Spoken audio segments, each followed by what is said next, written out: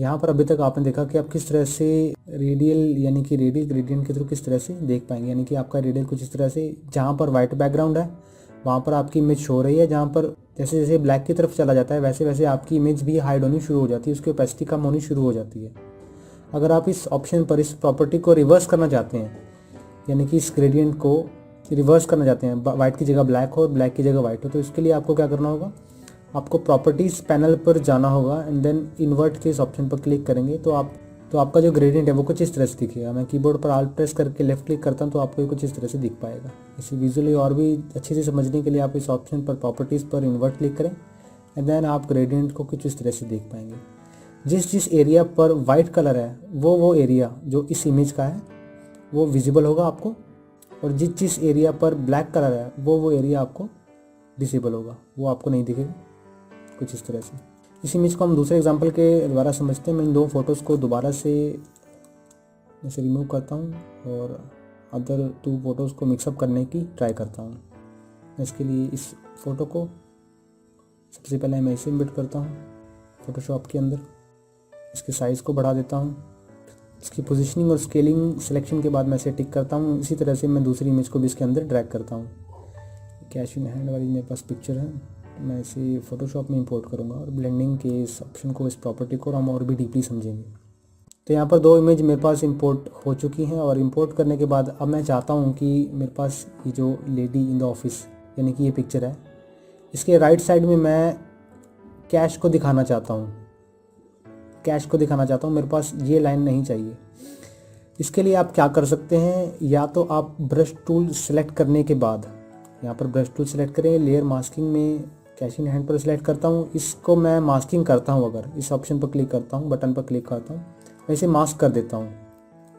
और इन 2 फोटोज़ को ब्लेंड करने के लिए मैं वाइट कलर सेलेक्ट करता हूँ ताकि मैं इस इमेज के एरिया को, और इन 2 फोटोज़ को ब्लेंड करने के लिए यानी कि जो कैश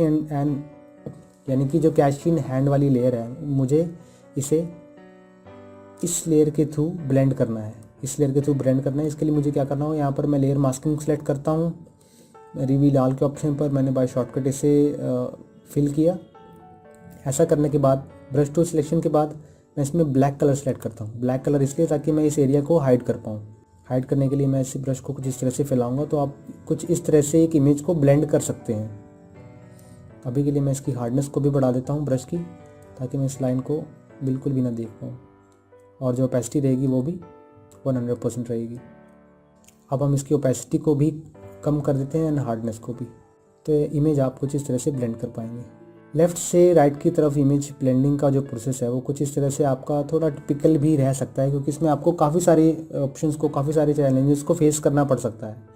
ग्रेडियंटली मिक्स करने का सबसे अच्छा तरीका यह है, सबसे बढ़िया ऑप्शन ये है, क्योंकि ग्रेडियंटली आपको सिंपल एक टूल सेलेक्ट यानी कि ग्रेडियंट सेलेक्ट करने के बाद उसे कुछ इस तरह से दिखाने का मौका देता है आपको। नहीं, ये ग्रेडियंट वाली लाइन काट देना इसके अंदर। तो एक तरीका यह है आपके पास किन्हीं 2 इमेजेस को ब्लेंड करने का। जो दूसरा तरीका हमारे पास ये विजिबल है कि आप, ऐसे डिलीट करता हूँ लेयर मास्क को और बाय ग्रेडियंटली चलते हैं। मैं इसे नीचे रखता हूँ, देन इसे मास्क करता हूँ कुछ इस तरह से, एंड ग्रेडियंट टूल सेलेक्ट करने के बाद इस मास्किंग के राइट क्लिक, इसमें आपको यहाँ पर मास्किंग के वाइट कलर के सॉलिड पर सिलेक्ट करना है और लेफ़्ट से राइट की तरफ ग्रेडियंट को फिल करना है कुछ इस तरह से। मैं यहाँ पर इसे इन्वर्ट कर देता हूँ, यहाँ पर आप इन्वर्ट करता हुआ देख सकते हैं इसे। और कैश इन हैंड की इस लेयर में मैं यहाँ पर कॉर्नर्स को देख पा रहा हूँ। ये कॉर्नर्स मैं नहीं देखना चाहता। इस कॉर्नर्स को हाइड करने के लिए मुझे मास्किंग टूल सेलेक्ट करना होगा, कीबोर्ड पर बटन प्रेस करना चाहता हूँ, क्योंकि मैं इसके कुछ एरियाज़ को हाइड करना चाहता हूँ। मैं यहाँ पर ब्रश टूल सेलेक्ट करता हूँ, और जैसे जैसे आप ब्रश टूल को फैलाते जाएंगे, लेकिन आपको एक बात ज़रूर ध्यान में रखनी, ब्रश टूल सेलेक्ट करने के बाद अगर आपने हाइड ऑल वाली ऑप्शन यानी कि लेयर में मास्किंग में हाइड ऑल वाले ऑप्शन पर क्लिक किया है, इस लेयर को विजिबल किया है, तो उसके लिए आपको क्या करना होगा, ब्रश टूल सेलेक्ट करना होगा and then white colour select करना होगा। वाइट कलर आपको ब्लैक पर ये इमेज शो करने की एक्सेसिबिलिटी देता है। मैं जैसे जैसे इससे फैलाता जाता हूँ वैसे वैसे मैं उस इमेज को देख पाऊँगा। ग्रेडियंट का बेनिफिट हमारे पास ये होगा कि हमें एक प्रॉपर शेप और प्रॉपर एरिया मिल गया, एक प्रॉपर ओपेसिटी मिल गई, जो कि हम मैनुअली नहीं बना सकते। मैं Alt प्रेस करके आपको ये पूरा ग्रेडियंट दिखाता हूँ। ये ग्रेडियंट हमारे पास कुछ इस तरह से विजिबल है। तो मैं कैश इन हैंड की इस लेयर को दिखाना चाहता हूँ।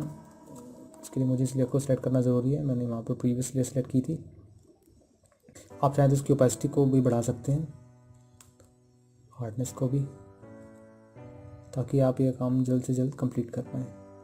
इमेज के कॉर्नर्स पर जाते जाते आपको उसकी ओपेसिटी और उसकी हार्डनेस को कम करना होगा, ताकि आप उन दोनों इमेजेस में डिफरेंस को ना क्रिएट कर पाएँ, ताकि इमेज देखकर आपको ये ना लगे कि लेफ़्ट इमेज अलग है और राइट इमेज अलग है।